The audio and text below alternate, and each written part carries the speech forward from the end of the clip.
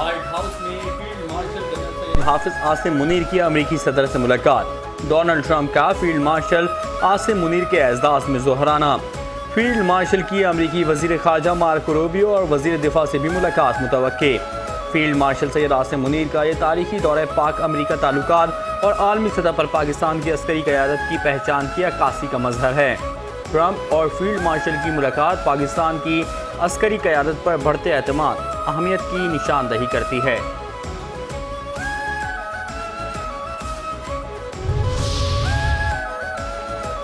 پاکستان ایٹمی طاقت ہے، میں پاکستان کو پسند کرتا ہوں، پاکستانی بہت اچھے لوگ ہیں۔ پاکستان کے آرمی چیف اپنے ملک کی ایک بااثر شخصیت ہیں، انہوں نے پاکستان کی طرف سے جنگ بندی میں اہم کردار ادا کیا۔ امریکی صدر ڈونلڈ ٹرمپ کی وائٹ ہاؤس میں صحافیوں سے گفتگو، کہا ہم نے پاکستان اور بھارت کی جنگ رکوائی، پاکستان اور بھارت دونوں جوہری طاقت رکھتے ہیں اور ان کے درمیان جنگ کو میں نے ختم کروایا اور تجارت پر آمادہ کیا۔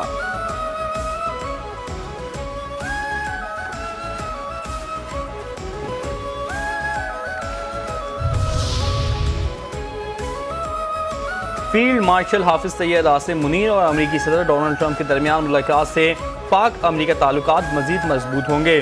ملاقات پاک امریکہ تعلقات میں بہتری کی جانب مثبت قدم ہیں۔ چیئرمین پاکستان پیپلز پارٹی بلاول بھٹو زرداری کہتے ہیں یہ ملاقات ایسے وقت میں ہو رہی ہے جب ٹرمپ نے جنگ بندی میں ثالثی کا کردار ادا کیا۔ 5 روزہ جنگ میں پاکستان نے بھارت کے خلاف فیصلہ کن کامیابی حاصل کی۔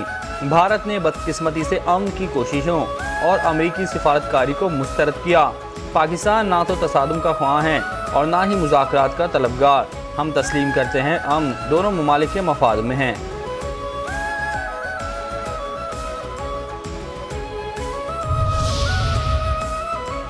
صدر مملکت آصف علی زرداری کا پاکستان آرڈیننس فیکٹری واہ کا دورہ، مختلف شعبوں کا معائنہ کیا، عملے کی فنی مہارت اور پیشہ ورانہ صلاحیتوں کو سراہا۔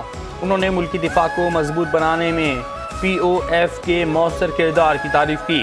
صدر مملکت نے موجودہ اور آئندہ سیکیورٹی چیلنجز کے تناظر میں قومی دفاعی صلاحیتوں کو مزید مستحکم کرنے کی ضرورت پر زور دیا، کہا پاکستان کے دفاع کو مضبوط بنانا اولین ترجیح ہے۔ ایران نے بات چیت کرنے کا کہا، میں نے کہا اب بہت دیر ہو چکی۔ امریکی صدر کا ایران سے ایک بار پھر غیر مشروط سرنڈر کرنے کا مطالبہ۔ وائٹ ہاؤس میں میڈیا سے گفتگو میں ٹرمپ نے کہا ایران حملوں سے بہت پریشان ہے اور اب مذاکرات کرنا چاہتا ہے، آئندہ ہفتہ اہم ہو سکتا ہے، ممکن ہے اس سے پہلے ہی بڑی کارروائی ہو، نہیں معلوم ایران اسرائیل کشیدگی مزید کتنی دیر چلے گی۔ ہم نے ایران کی دفاعی صلاحیت ختم کر دی ہے، ایران کا دفاع ناکام ہو گیا، ان کے پاس فضائی دفاع نہیں رہا، ایران کو آگے بہت مشکلات کا سامنا کرنا پڑے گا۔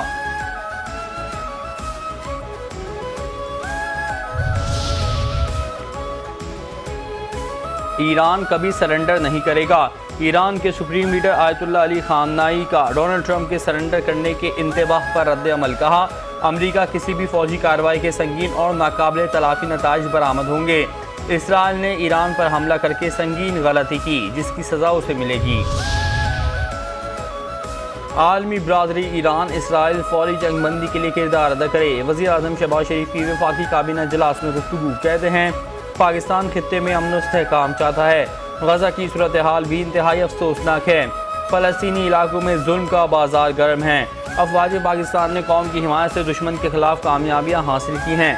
بلاول بھٹو کی سربراہی میں پاکستانی وفد نے امریکہ اور یورپ میں بھرپور نمائندگی کی، قومی موقف اجاگر کرنے کے لیے پاکستانی وفد کی کاوشیں قابل ستائش ہیں۔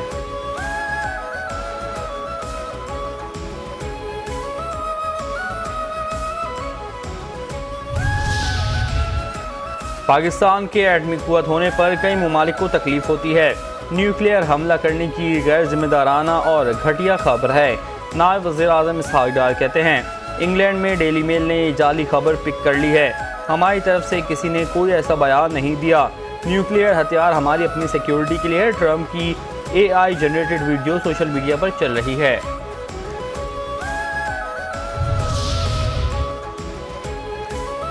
پاک بحریہ کا سمندر میں کامیاب ریسکیو آپریشن، زخمی بھارتی عملہ بچا لیا۔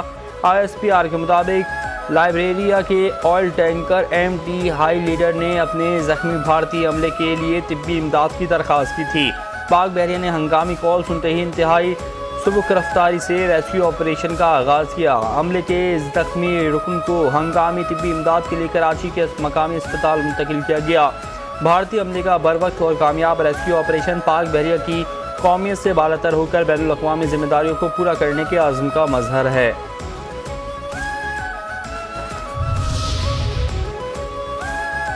حکومت کی سپورٹ کا مطلب یہ نہیں ہم اس بجٹ کا حصہ ہیں۔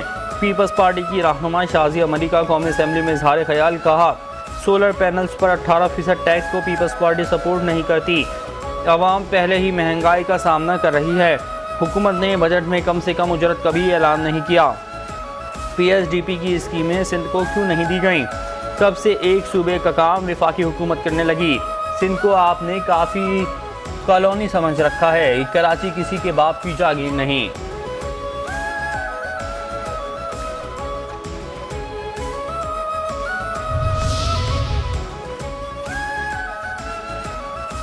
پنجاب حکومت ایک ایک روپے کو عوام کی امانت سمجھتی ہے۔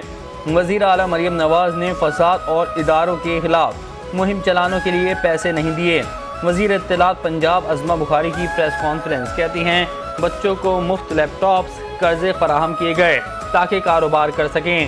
پہلے کچھ لوگ آئے تھے جنہوں نے 50 لاکھ گھر بنانے تھے۔ پنجاب حکومت کے 40,000 گھر مکمل ہونے کے قریب ہیں۔ مریم نواز نے تاریخی بجٹ رکھ کر ویژنری لیڈر ہونے کا ثبوت دیا۔ پنجاب کی سینئر صوبائی وزیر مریم اورنگزیب کہتی ہیں آئندہ مالی سال ہمیں ہر شعبے میں ریکارڈ سطح پر کام ہوگا۔ حکومت ماحولیاتی خطرات میں کمی لانے کے سنگ میل عبور کرے گی۔ سندھ اسمبلی میں آئندہ مالی سال کے بجٹ پر تیسرے روز بھی بحث، تقاریر میں شعر و شاعری کا بھی تڑکا۔ راجہ رزاق کی شاعری نے ماحول کو گرما دیا۔ ایم کیو ایم اور پیپلز پارٹی کے اراکین ایک دوسرے سے الجھ پڑے۔ وزیر اعلیٰ سندھ مراد علی شاہ نے راجہ رزاق سے دوبارہ شعر پڑھنے کی فرمائش بھی کی۔ اپوزیشن کا شور شرابہ، بجٹ پر تحفظات کا اظہار، سندھ حکومت کی کارکردگی پر کڑی تنقید۔ حکومتی ارکان نے سندھ حکومت کی کارکردگی کو سراہا اور اپوزیشن کی تنقید کا جواب بھی دیا۔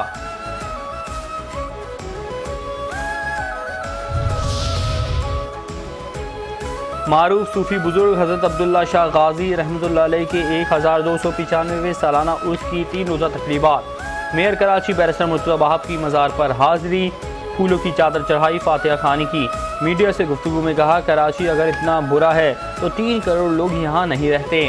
کسی نے بندوق کی نوک پر شہریوں کو یہاں نہیں روک رکھا۔ میرا شہر شاندار تھا، ہے اور رہے گا۔ شہر میں جو پریشانیاں ہیں انہیں بھی ہم دور کریں گے۔ پتہ نہیں انڈیکس میں کیا دیکھ کر کراچی کو نیچے رکھا گیا ہے۔